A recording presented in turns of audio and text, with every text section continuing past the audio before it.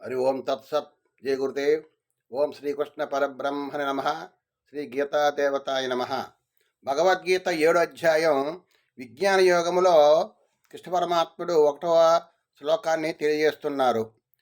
శ్రీ భగవానువాచ మయాసక్త మనా పార్థ యోగం యుంజన్మదాశ్రయ అసంశయం సమగ్రం మాం యథా జ్ఞాససి తృణో.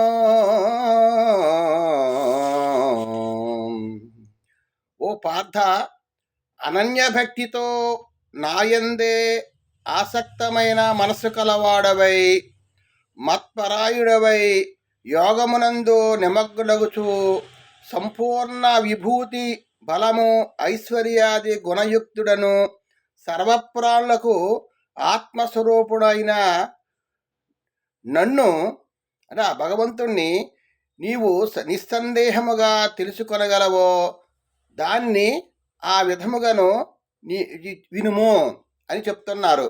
అదేమిటంటే, అనన్యభక్తితో నాయందే ఆసక్తమైన మనసు కలవాడవై ఉండము. భగవంతుని తెలుసుకోవాలంటే ముఖ్యంగా ఏంటంటే అనన్యభక్తి ఉండాలి. అనన్యభక్తి అంటే ఎటువంటి చంచలము లేకుండా, ఎటువంటి మనస్సు చంచలము లేకుండా నిరంతరము కూడా భగవంతునే పరమగతిగా నమ్ముకొని ఉండాలి. అనన్యభక్తితో నాయందే ఆసక్తమైన మనసు కలవాడవై అనన్యభావంతో మత్పరాయుడవై నాయందే మనసు కలిగి నన్నే నమ్ముకొని నన్నే పరమగతిగా ఎవడై ఉండాలి. ఆ విధంగా యోగమునందు నిమగ్నుడము. ఆ విధంగా నిమగ్నవ్వాలి అంటే పరమాత్మ యందు నిమగ్నుడు కావాలి.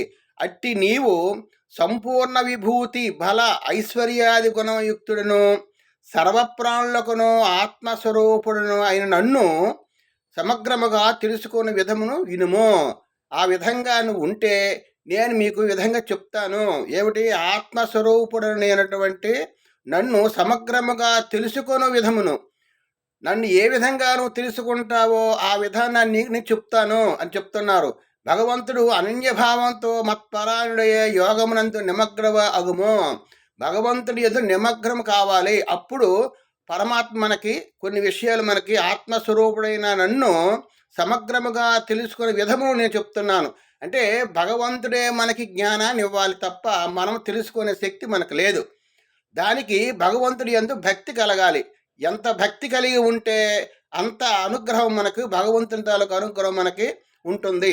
ఆ విధంగా పరమాత్మ తెలియజేశారు. హరి ఓం తత్సత్. జై గురుదేవ్.